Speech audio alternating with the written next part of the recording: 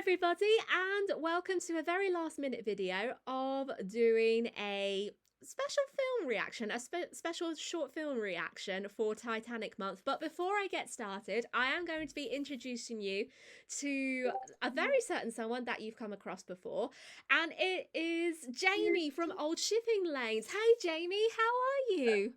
Hello. Yes, I'm back. I'm good. Thank you so much for having me on again. I'm good. Thank you. Oh, no worries, because I know you've been with us before. I can't remember which one you were with us last time. I think it was one that we did recently, which video, but I can't really remember. But I know that Yeah.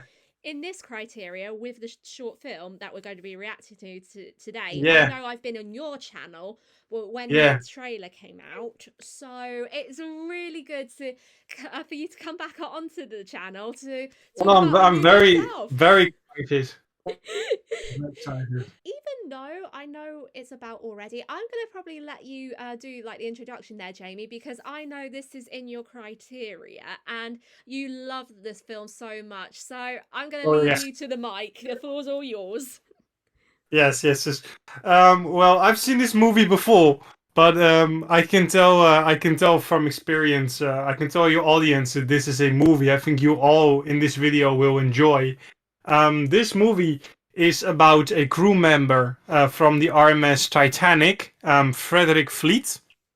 Now, Frederick Fleet was, of course, the crew member in the crow's nest during the fateful night that the Titanic sank, and he said the famous words "iceberg right ahead."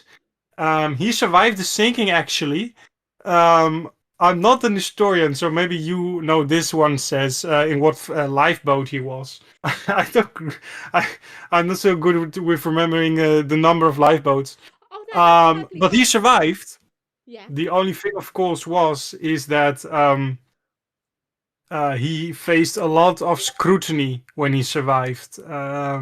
He had PTSD, and in that time, PTSD was not that well known. In today, when you're a soldier and you come back from a war and you have PTSD, there are people that can help you, and you can tell your stories to them, and sometimes it even heals the PTSD. But in the time of Frederick Fleet, that wasn't the case. So he had to live with those traumatic experiences and thoughts himself. And in the end, for quick spoiler, it did cost him his life, which is immensely tragic. And the producers who actually made this movie called Project Fred, they made a short movie about it, about the PTSD of Frederick Fleet, and showcasing it in a very good way. So I'm very excited for this short movie again to see it. And even though that this will be your second time watching it, are you hoping to Yeah, point out any bits that your favourites or any inaccuracies? Because not every film's going to be perfect, isn't it? that's true. That's true. But when I saw it for the first time, of course, I didn't notice because I was in awe of any inaccuracies. Um, but I can say that for a short movie that it's very well done. Very well done. I Ah, mean, it's a short movie of 6 minutes, so can we be really picky? I don't know. It's kind of a fan film sort of thing. Um, but for what it is, it's extremely well done. And I think the studio who actually made this movie, I think they made a masterpiece for the minutes that they had. oh, that's great because I know that I've never seen this before, so I don't know about anything. But I know that I have covered Frederick on the channel before because Mhm. he he really had played a close role in my heart recently, especially since I did a lookout video. I know Mhm. I did a video of the lookouts of the Titanic, and I know I added Fred in as one of them. So to see that and to know his story so well, it's going to be interesting to see how they actually did it. But you got me really excited more than ever, Jamie. So I cannot wait. I think you all will enjoy it. I think you all will enjoy it. Oh yeah, definitely. And just to point out as well before we start, Hmm. even though this is going to be the two of us, so I'm recording this live both on YouTube and on Discord, and there are going to be some moments on Discord where if I'm playing and if I like miss a part that Jamie wants to say, you will hear Jamie pressing a button from the soundboard which will go like this. May I speak? Yeah, that's it. So if Jamie hits the "May I speak" button, that's just Jamie wanted to point something out, and I just wanted to give the heads up just before we start anyway, because I know there's going to be times where we're going to pause a lot just so we can have a sit down and discussion about it. But Hmm. definitely think that since it's in Jamie's criteria and since it's going to be a really interesting thing to watch for the first time for my part, I definitely think this is going to be a good collaboration video. But I think we'll probably get into it really because I know your itch is beginning to scratch to watch it again, Oh yeah. Jamie. Oh yeah. Who sighted the black mass first? You or me? I did. I think you saw it just as soon as I did. Were you both looking ahead? Oh my god. Okay, that is literally quite spooky. Hmm.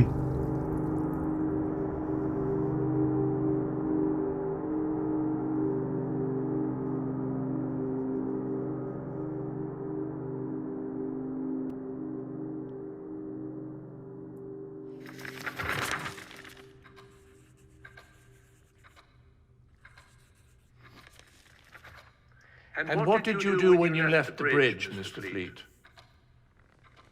I was instructed to prepare Lifeboat 6, sir. Who were you in the lifeboat with? A quartermaster and 23 winners, sir.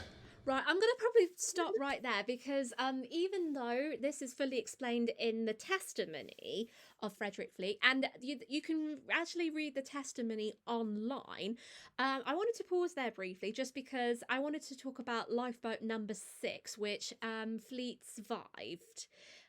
In. So in lifeboat number 6, Fredrick Fleet was with a few occupants, including the infamous Molly Brown, well, Margaret Brown, aka the unsinkable Molly Brown, and he was also with Quartermaster Robert Hitchens, who was infamous for the man who sunk the Titanic, which is not true, but he's known to have done that. And then there were a few others as well that I can't remember. But Fredrick Fleet, he was on lifeboat number 6, and I believe it was one of the first few to have left the Titanic, and that happened straight away once Fleet was relieved from his duty up in the Crow's Nest. But we'll definitely get into that really as the time goes on, so I'm just going to point it out there in case anyone gets confused. If that's all right, isn't it, Jamie?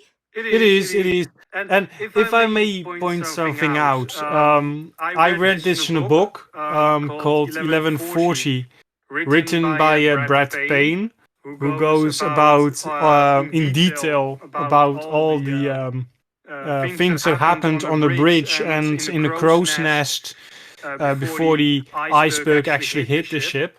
And I remember there was a passage in the book, I might be wrong, but I think I'm not, where whilst Hitchens and Fredrick were in the same boat, Fredrick and Hitchens, they from that passage, they didn't get along quite well. I don't think they did, because when they were in the lifeboats together and they were rowing away, Hitchens was actually telling to Fredrick, like, how didn't you see the iceberg? Thanks to you now we have hit the ship because you didn't see it in time and stuff like that. So that conversation, from what I recall, I read in that book 1140 by Brad Payne, happened whilst they were rowing away as well. But that's really interesting because I never heard of that before, but I will look into that book, and also I will leave it in the description box down below as well if anyone wants to have a check out to read. But yeah, that's definitely a piece of information that I've never heard before. Especially you don't really see it a lot in the inquiry as well, because the inquiry it shows just like on the individual, but it rarely mentions what other conversations each individual has with the person during the disaster. And that's not just Fleet's testimony, but for most of the testimonies during the American and the British inquiries. But yeah, that's definitely really something that's interesting. So thank you for that, Jamie. Exactly that? How can you be so sure? I counted, sir.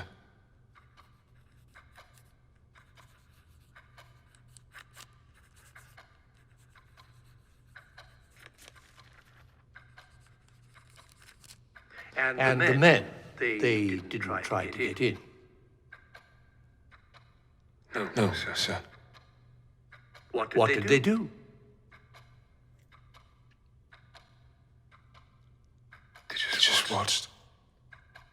Okay, I'm going to have to pause right there again because lifeboat number 6, this lifeboat was in command by, or no, actually not by, it was launched by Second Officer Charles Lightoller, and at the time he had the rule that only women and children should go in the lifeboats, because there was a rule at the Rule of the Sea that always goes that whenever a ship was sinking, it was women and children first, but during the sinking, Charles Lightoller misinterpreted to the words women and children only, and throughout the whole entire sinking, apart from one moment, and to be fair, that was actually involving lifeboat number 6, most people who were in that lifeboat were women and children, and only Fredrick Fleet was only admitted to go in because he was, I think he was trying to help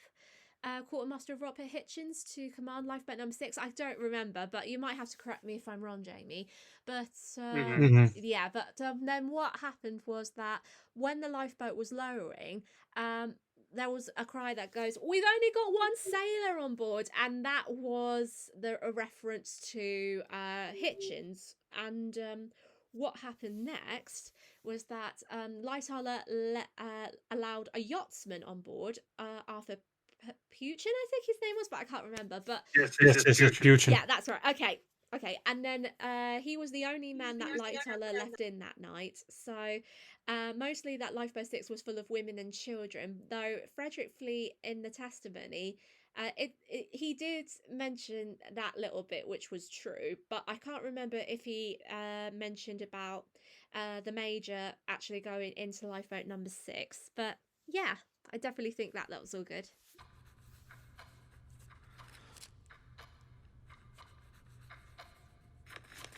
Were there people in the water upon this time?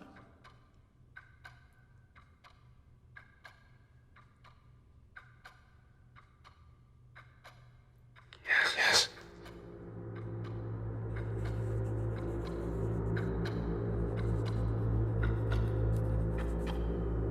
Were there cries of distress, Mr. Fleet?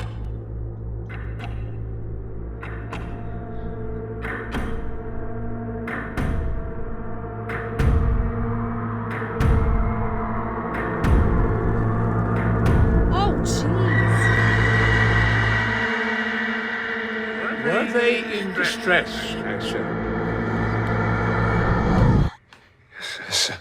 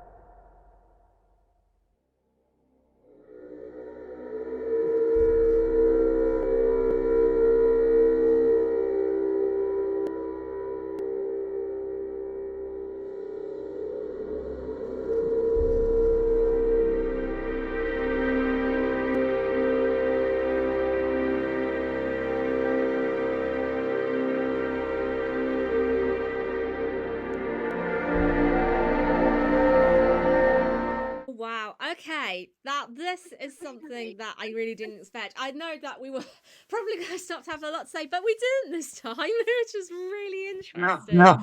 But wow, okay, for a first time film, for me for first time watching, I was really shocked on how it was going to turn out.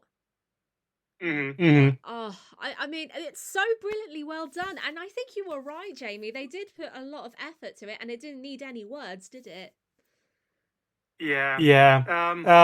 What I came to understand, of course, as well, was because when I first saw it, I was very silent for a time, and then I started thinking, because of course Fredrick Fleet was connected to the Titanic, and I was thinking because in the trailer, I don't know if you remember, says, but in the teaser trailer, you actually saw Titanic like sinking in the background, and Fred like screaming like "row." Yeah.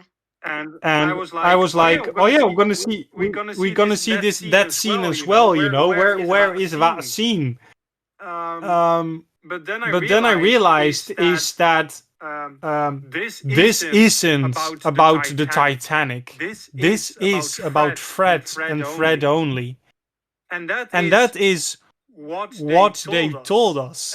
And when you think about like this is just being focused on him and his PTSD, it's so incredibly well done. Because at the end, I love that quote where they say not all wounds are visible. And I was like, that is so true, especially in the fact with Fredrick, with his PTSD, because PTSD is something in the mind. You don't have scars on your body. It's something mental. And I was like, that is such a good quote to end a movie with. I mean, I agree, because that is very powerful, and especially not just in Fred's case, but in everyone else's cases with the Titanic, because not many survivors, after they've been through such a terrible disaster, they hardly spoke about it. And yeah, you can imagine, really, it must have been traumatic for each and every one of them. Yeah. And if you think about it, Fredrick, after Titanic, of course, and after with his PTSD, sorry, after the Titanic, he went on to remember. He went on to be. Sorry, my English. He went on to remain a sailor. He also sailed for the Cunard Line. But after when he retired from the sea, and when he actually retired, he didn't have that much money, and in the meantime he married his wife, of course, and he actually had to come out of retirement and sell papers on the street. So even after Titanic, his life was extremely difficult. And with all that trauma still playing in your head, it's hard. And there's always one bit that always hits me every time, and that was there's this story that I did mention like a while back, and when Fred was actually selling the newspapers called the Daily Echo, which is still running today because it's Southampton's biggest newspaper disputer, I think that's how you pronounce it, but my English is so rubbish today as well, so I do apologise. A distributor, that's it, distributor, that's it. That's the one. I know how to pronounce it, but it's just my brain today's a bit of a mess. Anyway, so just because of that, every time Fred always sells the newspapers, he would get mocked by people because there are people who knew that he was on the Titanic and he survived, and there were a group of people who mockingly asked him, "Have you seen an iceberg today, Fred?" And Yeah. and that always really gets him each time. Even it might have flared up his PTSD as well without realizing, and because not many people who like know at the time, PTSD wasn't very sympathetic back then, and people might have just made a mockery of it or something. I don't know, but I can't really say for certain because I'm not like a medical professional. But it's really interesting to see how a person would feel. But PTSD, it's more sympathetic, and it's more common, and it's more talked about as well, especially within the Titanic community, because a lot of people went through that. True. Yeah, but what were your thoughts on it, Jamie? Like, what did you think you would like to see if they redid the movie?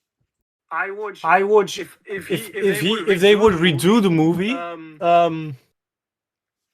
I would include a little bit more of I would include the scene that they showed in the teaser trailer.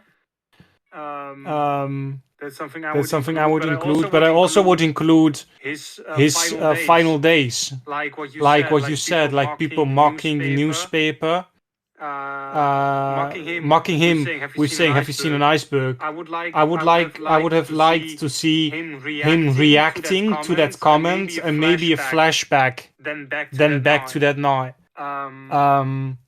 But again, for the length that they had with this short movie, and the budget, of course, that they had, they added so much in such a short time.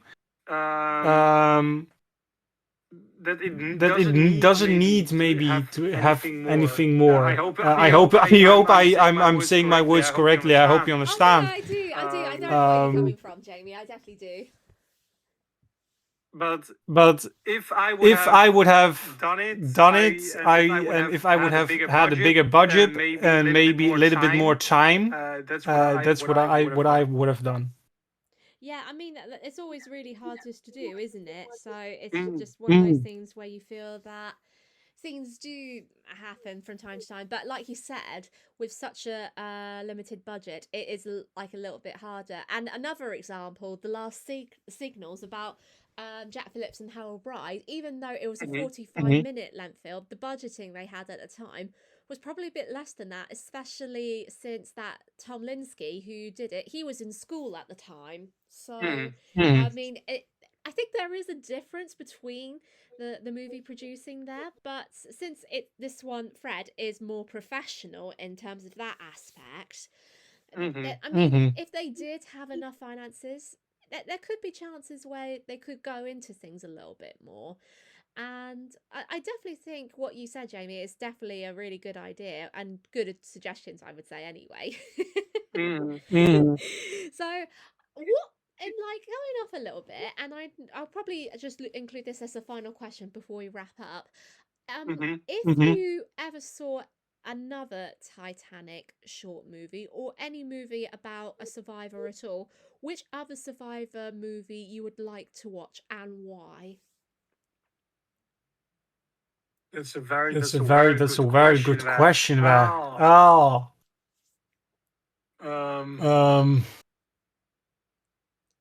I've always been fascinated about the crew of the Titanic. Of course, we know many things about the actual passengers and survivors of the ship.